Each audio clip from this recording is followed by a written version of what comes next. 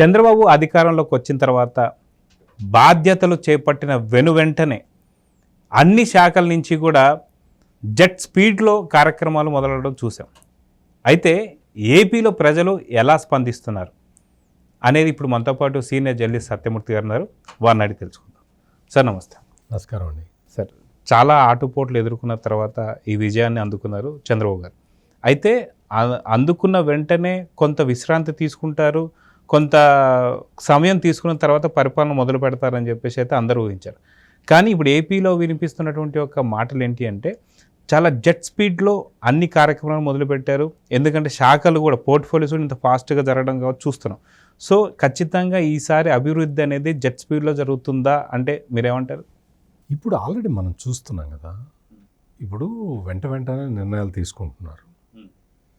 ఇప్పుడు mega DSC దగ్గర నుంచి అన్నా క్యాంటీన్లు ఓపెన్ చేయటం వరకు చాలా జెట్ స్పీడ్తో చేస్తున్నారు. జనరల్గా ఏంటి అంటే చంద్రబాబు నాయుడికి మనందరం కూర్చొని అడ్మినిస్ట్రేషన్ నేర్పక్కర్లా. ఎందుకంటే ఆయన మారు పేరే పరిపాలనా దక్షుడు అని. అంటే ఆయన మొత్తం ఈ వ్యవస్థలన్నిటినీ అసలు ఎట నడపాలో తెలిసిన వ్యక్తి. అందుకని ఇప్పుడు ఆయనకి అన్నీ తెలుసు. కానీ ఇప్పుడు ఆంధ్రప్రదేశ్లో ప్రధానమైన అడ్డంకి ఏంటో తెలుసా? ఐఏఎస్ ఐపీఎస్ అధికారులు. ఐఏఎస్ ఐపీఎస్ అధికారుల ఆధారంగా పరిపాలనా వ్యవస్థ నడవాలి. ఇప్పుడు చంద్రబాబు నాయుడు లాంటి పరిపాలనా దక్షుడికి ఇప్పుడు ఎదురవుతున్న ప్రధానమైన సమస్య ఏంటంటే ఏ ఐఏఎస్ని కదిలించినా వాడి మీద కేసులు ఉన్నాయి, వాడి మీద ఆరోపణలు ఉన్నాయి, వాడు దురాఘాతాలు చేసిన చరిత్ర ఉన్నది. ఎవరిని సెలెక్ట్ చేసుకోవాలి? మనం చూసాం ఆ పక్కన చంద్రబాబు నాయుడు ఐఏఎస్లు ఐపీఎస్లతోటి మీటింగు చేస్తూ ఉంటే ఎడం పక్కన శ్రీలక్ష్మి కూర్చొని ఉంది. బొకే దాన్ని కూడా ఎగబడిపోయి శ్రీలక్ష్మిని మరి ఆ మీటింగ్కి మరి పిలవాలా వద్దా? ఆమె మరి స్పెషల్ చీఫ్ సెక్రటరీ కదా, ఆమెను పిలవకుండా ఎట్లా ఉంటారు?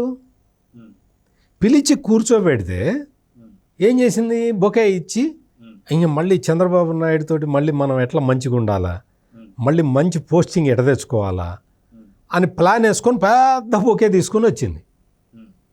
చంద్రబాబు నాయుడు ఇసిరి కొట్టాడు దాన్ని. ఇటువంటి శ్రీలక్ష్ములు ఎంతమంది ఉన్నారు మొత్తం ఆంధ్రప్రదేశ్లో? ఐఏఎస్లో ఎంతమంది ఉన్నారో లెక్క తీయాలి అంటే మన వల్ల కాదు. ఇప్పుడు కొంతమంది అధికారులు వచ్చి ఏం చెప్తారు? మమ్మల్ని జగన్ బెదిరించాడండి, అందుకని మేము చేసామండి అని చెప్తాడు. ఆడు చెప్పేది నిజమా అబద్ధమా ఎట తెలుస్తుంది? ఇది చంద్రబాబు నాయుడు దగ్గర ఉన్న ప్రధానమైన సమస్య. ఈరోజు నారా లోకేష్ అంటే హెచ్ఆర్డి మినిస్టరు ఇవాళ ఎడ్యుకేషన్ డిపార్ట్మెంట్ మీద ఒక రివ్యూ పెట్టాడు. మొత్తం 1 ఇయర్లో మొత్తం స్కూల్స్లో ఉన్న ఇన్ఫ్రాస్ట్రక్చర్ మొత్తాన్ని సెటరైట్ చేయాలి అని. పక్కన ఎవడు కూర్చున్నాడు? ప్రవీణ్ ప్రకాష్ కూర్చొని ఉన్నాడు.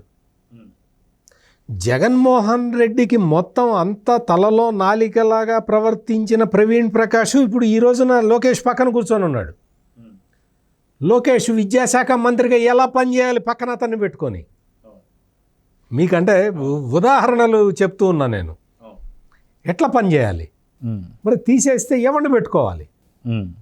ఇది ఇప్పుడు ఆంధ్రప్రదేశ్ అంటే ఇంత వివరంగా మనం ఎందుకు చెప్పుకోవాల్సి వస్తుంది అంటే ఈ గత 5 సంవత్సరాల్లో జగన్మోహన్ రెడ్డి అసలు మొత్తం పరిపాలనా వ్యవస్థని ఎంత కొళ్ళబెట్టాడో మనం ఎగ్జాంపుల్ చెప్పుకోవటానికి మనం ఇవన్నీ చెప్తున్నాం. కొళ్ళబెట్టాడు అంటే మామూలుగా కాదు. మామూలుగా ఏదైనా సరే ఆకులు పళ్ళు రాలిపోతాయి, ఆకులు ఎండిపోతాయి, కాండంలో ఇంకా పచ్చిదనం ఉంటుంది. జగన్మోహన్ రెడ్డి పాలనలో పండ్లు రాలిపోయినాయి, పూలు రాలిపోయినాయి, ఆకులు రాలిపోయినాయి, కాండం మొత్తం కుళ్ళిపోయింది, వేరుతో సహా కొళ్ళబెట్టాడు జగన్మోహన్ రెడ్డి. సాధారణంగా వేరు కుళ్ళిపోదు, అటువంటి వేరు వ్యవస్థను కూడా కొళ్ళబెట్టాడు జగన్మోహన్ రెడ్డి. ఇది ప్రధానమైన సమస్య. చంద్రబాబు నాయుడికి మనమేం పరిపాలన నేర్పాల్సిన అవసరం మనకేమీ లేదు. ఆయన పరిపాలన ఎట్లా పరిగెత్తించాలో తెలుసు. అవును. వెన్నతో పెట్టిన విద్య. ఉమ్. ఈ తరహాలో వేరు వ్యవస్థ సైతం కొల్లబెట్టిన ఈ స్థితిలో దీన్ని ఎలా ఎలా అధిగమిస్తాడు అనేదే ఇప్పుడు ప్రధానమైన సమస్య. ప్రక్షాళన మొదలు పెట్టాల్సిందండి. ప్రక్షాళన మొదలుపెట్టాడు, ఆల్రెడీ మొదలు పెట్టేశాడు. మొత్తం అంతా చూస్తున్నారు. చీఫ్ సెక్రటరీగా నీరబ్ కుమార్ ప్రసాద్ని అతన్ని పెట్టుకోవటంతో కొంత వ్యవస్థ గాడిలో పడ్డది. ఆయనకి మొహమాటం ఉండదు, నీరబ్ కుమార్ ప్రసాద్కి మొహమాటం లేదు. తన మన చూడడు, రూల్ అకార్డింగ్ టు రూల్ పనిచేస్తాడు నీరబ్ కుమార్ ప్రసాద్. ఆ తరహా వ్యక్తిని పెట్టుకున్న తర్వాత వెంటనే వ్యవస్థలో చాలా మార్పులు మనం చూసాం. ఆయన వీడిని అందరినీ తీసి పక్కన పడేస్తున్నారు. మరీ ముఖ్యంగా తిరుమల తిరుపతి దేవస్థానంలో హఠం వేసుకొని కూర్చున్నాడు ధర్మారెడ్డి అనే ఒక అక్రమార్కుడు. అతన్ని తీసి అవతల పడేసి శ్యామలరావుని పెట్టారు.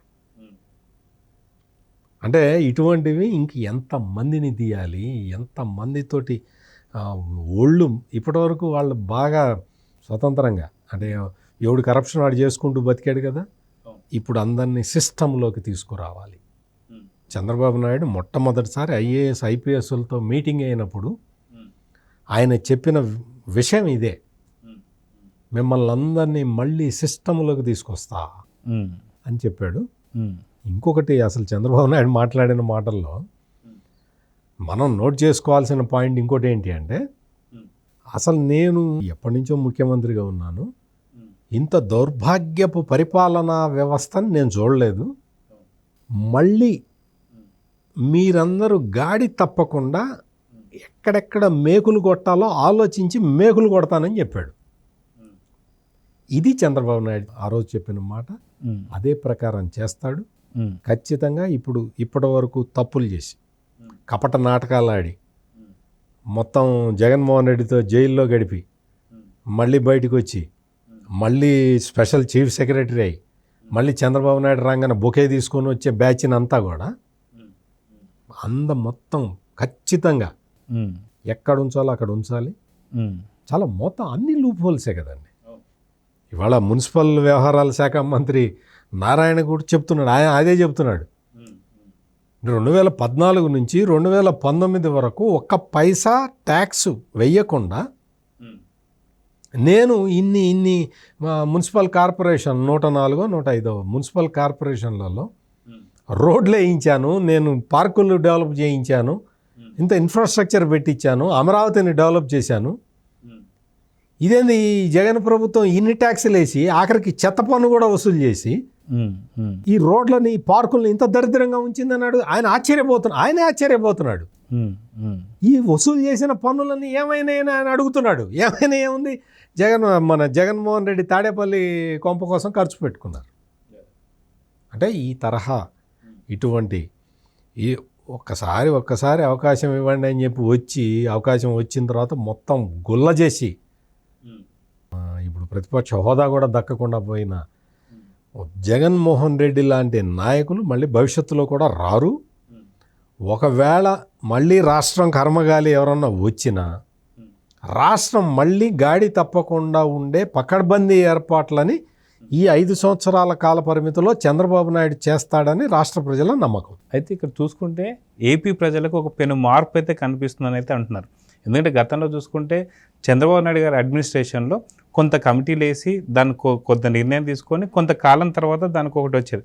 కానీ ఇప్పుడు చాలా జెట్ స్పీడ్లోనే ఫాస్ట్గా నిర్ణయాలు ఏదైతే ఉన్నాయో చాలా ఫాస్ట్గా జరుగుతున్నాయని చెప్పేసి అంటున్నారు.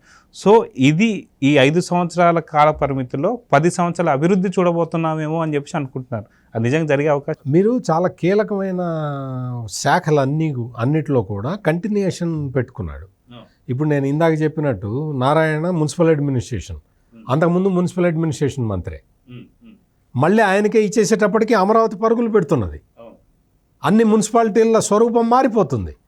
ఎందుకంటే ఆయన బ్లూ ప్రింట్ వేసింది ఆయనే కాబట్టి, ఆయన మళ్ళీ మంత్రి, అదే శాఖకు మంత్రి అయ్యాడు కాబట్టి ఆటోమేటిక్గా ఆ బ్లూ ప్రింట్ని ఇంప్లిమెంట్ చేసేస్తాడు.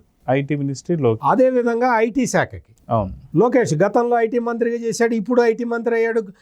మళ్ళీ వెళ్ళిపోయిన జగన్మోహన్ రెడ్డి కర్కశంగా వెళ్ళగొట్టిన ఐటీ కంపెనీలన్నీ మళ్ళీ తెప్పిస్తే చాలు, ఆ పని లోకేష్ స్టార్ట్ చేసేసాడు ఆల్రెడీ. ఈ తరహాలో మొత్తం కంటిన్యూషన్, మినిస్ట్రీ కంటిన్యూషన్లు జరగటం వల్ల మీరు ఇందాక నుంచి అంటున్నట్టు అసలు ఇంక ఇప్పుడు కమిటీలు వేయక్కర్లేదు, కాలయాపన చేయక్కర్లేదు, ఈ అధికారులను నమ్ముకోక్కర్లేదు. ఆల్రెడీ మొత్తం ఇది ఉంది కాబట్టి ఈ అధికారులకి ఆ వర్క్ షెడ్యూల్ ఇచ్చి ఈ షెడ్యూల్ పూర్తి చేసి రిపోర్ట్ చేయండి అని చెప్తే చాలు. అదే చంద్రబాబు నాయుడు ఇప్పుడు చేస్తూ ఉన్నాడు. సో చూద్దాం సార్, ఖచ్చితంగా ఈ 5 ఏళ్లలో 10 ఏళ్ళ అభివృద్ధి ఖచ్చితంగా కనిపించబోతుంది అన్నటువంటి ఒక ఏపీ ప్రజల విశ్వాసాన్ని ఖచ్చితంగా చేయాలని చెప్పైతే కోరుకున్నాం. నమస్తే. నమస్కారం అండి.